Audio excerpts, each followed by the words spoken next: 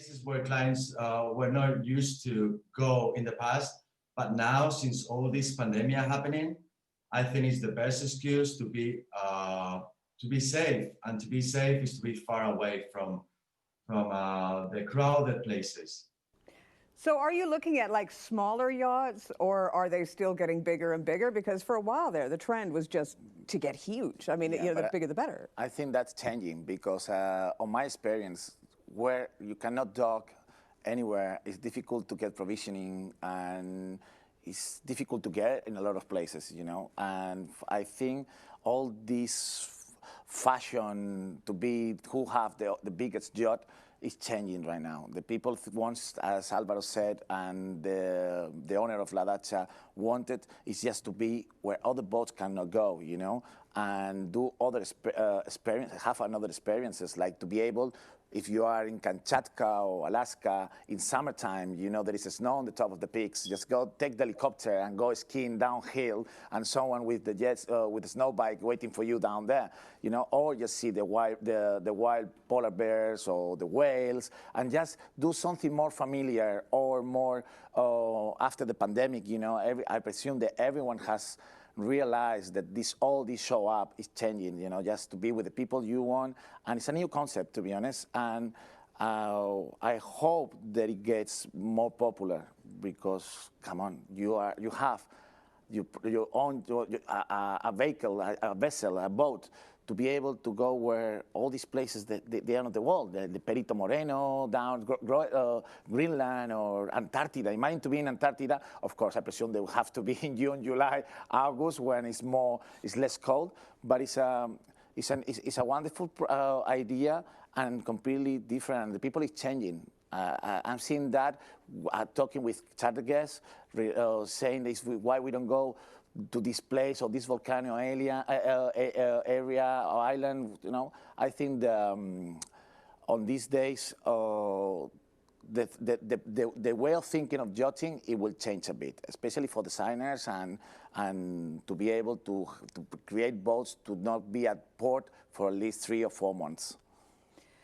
Well, how do you find it changes the designs now? Because I understand that more and more people are looking towards bringing their families on board. In the past, it wasn't necessarily the entire family. It was an individual or couples or big parties. But now they're looking to self-isolate. How does that change the way that you design a yacht overall?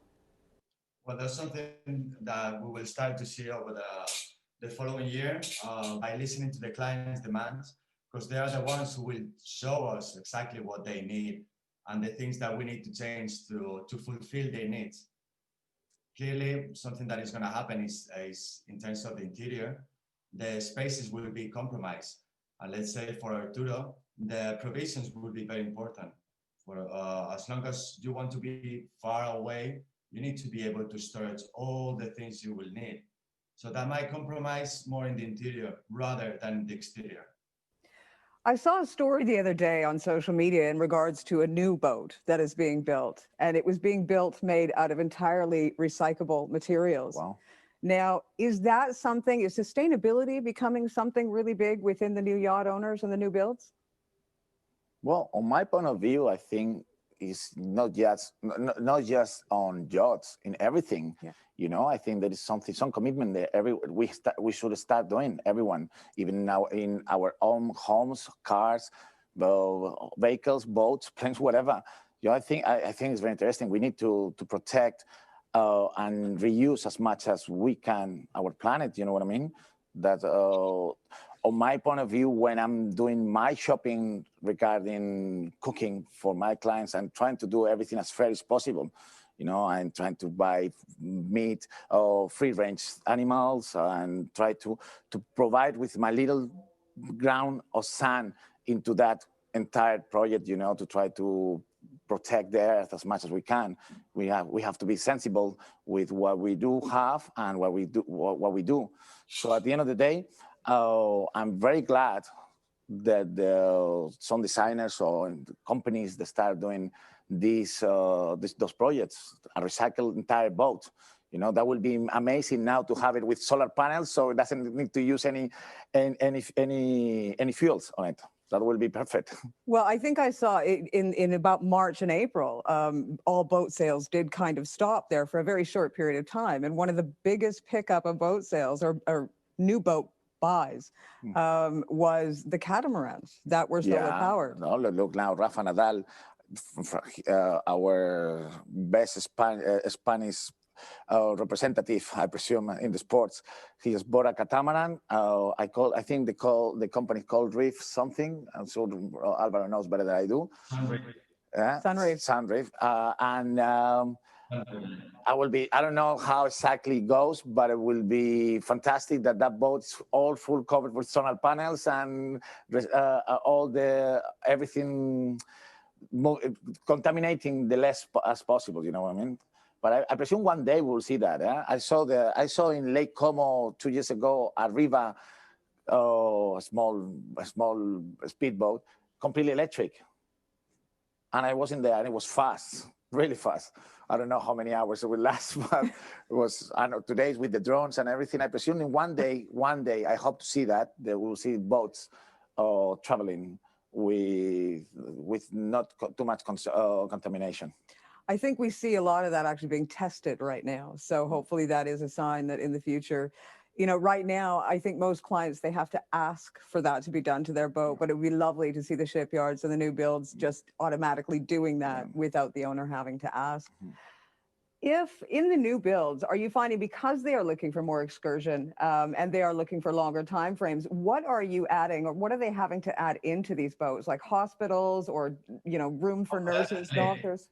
Yeah, hospital, bigger facilities, bigger spaces to host all the provisions. Maybe we could even see schools in the future, as the families are going to be away for a long period of time. All the kids need to be well educated. Well, and that goes the same as toys as well. Yeah, I Yeah, saw that definitely. in one of the vessels that you mentioned before. It's a family boat, and they have a toy room for the grandchildren, and they have a school with 6 tables for them and a blackboard on the back. No, not blackboard; it's a whiteboard, but you know what I mean. And we had a hospital area, and on this kind of big vessel over plus hundreds, there is a lot of things involved with all the service. Regarding, as I said, we have a nurse because she have the accommodation close to the hospital. The hospital don't think there is a huge, but it's a room with a operatory table with all the technologies in case you have a problem with a tooth or something like that, and can get more serious. They have their own fridges where they have all the vaccinations and anesthesia. Well, it's quite impressive the surrounding in the lower parts of the vessel. You know, it's incredible because everything happens on all these kind of things happens on the lower part of the vessel. And as I said, well, we got storages and things that it looks like a small mini town there. You know what I mean? It's quite impressive. They're actually almost, I mean, at one stage, they were getting so big that they were almost mini cruise ships, really. Yeah, there's a mini cruise ship, to be honest. It is. A plus 100 is a mini cruise ship. It's a little community there. And it's true that one thing that Álvaro said that I think is very important and the people, they don't realize, is just to keep and design boats with more storage for provisioning as sample, because usually when an owner buys a boat, what he's looking for is for his interior design, exactly what he's looking for his clients, rooms, gym, and things like that. And they put in compromise other departments that are very important. Engine room is super important, and they need to be able to have a room with a lathe to be able to, or a mill or a drill, to be able to produce parts in case that they cannot make it. You know, on these days, chief engineers are proper engineers. I saw them making a part on their own with raw material because the other part was in Germany and we was in close to Qatar, and it was not time to. It's incredible. So at the end of the day, they need to realize there is a community. It's a little a mini cruise ship, and all the community is like a small village. You know, everyone we provide with on my previous boats. we was making our own bread. We had a baker, and every morning he was wake up at 2 o'clock in the morning and making the bread for the entire crew, guests, etc. And then he was going to bed, I would say about 12 or 10 o'clock in the morning, and then having his time off and coming back the next night. So at the end of the day, I don't know how many boats they have their own baker doing the bread and on the pastries for the entire crew, because at the end we was 100 crew. Wow. 100 crew plus guests. Wow. Let me ask, I'm going to go back to this hospital thing. Now, if they've got everything in place, how do they actually, if there's an accident on board, of course, in the case of La Dacha, for example, they've got 2 helicopters, so they can always helicopter somebody out. But if it's something simple, like, perhaps they need to remove a tooth, or it's small sutures or something, or they need, is there a way that they contact somebody to help them through whatever process? Yeah, it is. All the crew members, especially some of them are designated with the Tempus machine. I do have my course, and I presume in La Dacha, I will be or the chief officer or one of the officers, or even myself, whoever have the certification, have a Tempus machine. It's a training from the United States. That what it does is it's a box that in case you have any accident or something, immediately you just press a button, and this box have everything for diagnose the patient, and you are have a small TV screen, and you have direct connection by satellite with United States. So where you have 24/7 doctors over there, they are monitoring and seeing the patient and telling you if you have a doctor. Of course, will be the doctor involved, but you can assist them, and then you can tell them, okay, he's going too high on rate, on speed rate, or the blood. They can analyze everything. So, and it's a course that it took me a week to take. And you can do the CPR and everything, and it tells you the box communicates with you directly with the doctor, and he's telling you exactly how to proceed in that operation. Also, it's true that we have helicopters in La Dacha, and and a lot of vessels they have helicopters, but the helicopter rate for a vessel like La Dacha being in the middle of nowhere will not arrive to it. So I'm sure there will be, I know there is a proper doctor with all this with all this experience in case you have a broke leg or arm or something like that, just to be able. I know that the La Dacha have in the hospital area have a table just for surgery. Well, I mean, at the end of the day, I mean, even if you have to triage just to get them stable enough to get on a helicopter to get, to the closest hospital, there's a necessity to have that kind of knowledge. But so sometimes with the idea of La Dacha to go in the middle of nowhere, to get there, it will be difficult with helicopters. And I presume that the doctor, the person will be in there, will be a really good professional, ready for any challenge that occurs. Fingers crossed, nothing happens. Considering you're going to be on the boat. Exactly. Let me ask you, Álvaro, we were talking last week, and I was questioning you about some of these designs that come out for super yachts that are just absolutely out of this world, and there's guaranteed no possible chance that they're ever going to get built. Tell me why these designs are done. Why? To call attention, I guess. It's important to see how our ideas get crazy. And even though they cannot be built, they're always a starting point to something crazy that will come in the future. At the end, it's all about developing ideas and just throw them away. And one of them will work. And it's a good way of marketing, of getting close to the imagination of the people in general. Well, I saw a few boats just recently that some of them are sort of starting to do a throwback to like the 1960s and the 1950s in the design. And these boats are being built. What type of designer are you? What do you like? Do you like the classic or do you like the modern in the future? I actually, when it comes to rebuild old boats, I'm really into it. Is one of the fields I like the most when it comes to conversion, because it's bringing back to life a boat that it was actually very well designed at the time. And in my case, I'm more contemporary. I think I will always be in the middle, not too futuristic, not too classic, but something that will last for the pass of the time. Do you find that there is a big desire for people to take boats that are already existing and change them to make them into more like Explorer yachts rather than have a brand new build? Oh, yeah, definitely. We're actually seeing that happening in the Netherlands with project Ragnar. It's being done by Icon. And I think it's a perfect example of what a new owner can get. Instead of having to wait, let's say, between 3 and 4 years to get a new build, you can actually get an old boat and bring it into a new life with all your desires and needs. And I think it's something that we will keep seeing in the future more and more.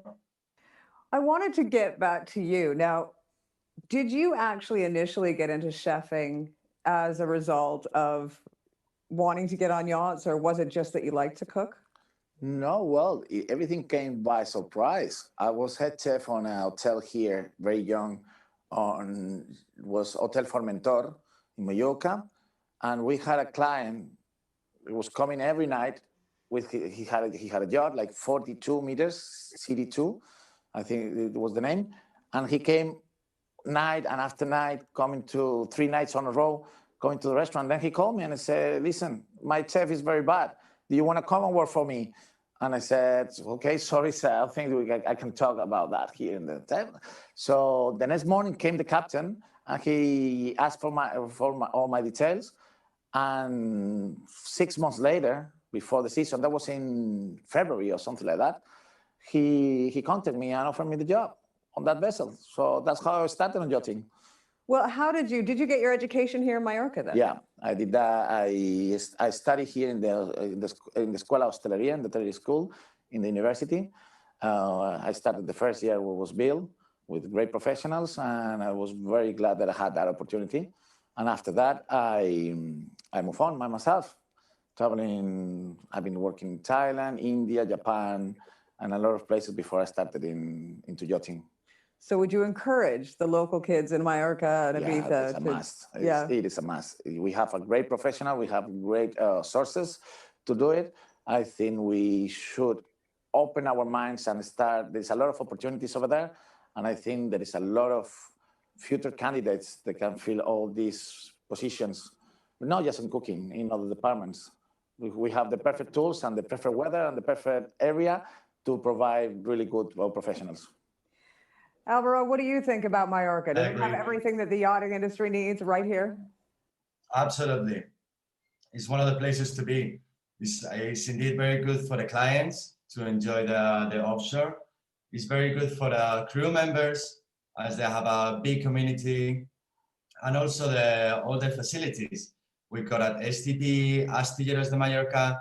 I think it's actually a good place. I would recommend everyone to go there with their vessels, with the super yachts. Wonderful. Well, thank you, gentlemen, very, very much for joining us on this panel today. It's been very informative and very fun, actually. I enjoyed myself and I learned a lot. Once again, Álvaro, a yacht architect, and we have Arturo, who is the chief executive chef at La Dacha, and he never brought me food. I'm very disappointed. I'm so sorry. Thank you for joining us today. If you have any questions whatsoever, please don't forget, you can actually ask them right underneath this as it airs. And don't forget to take a wander around the Balearic Yacht Show. There's a ton of things going on and a ton of things available. Thank you, gentlemen. We'll see you soon. Thank you. Thank you. Thank you very much.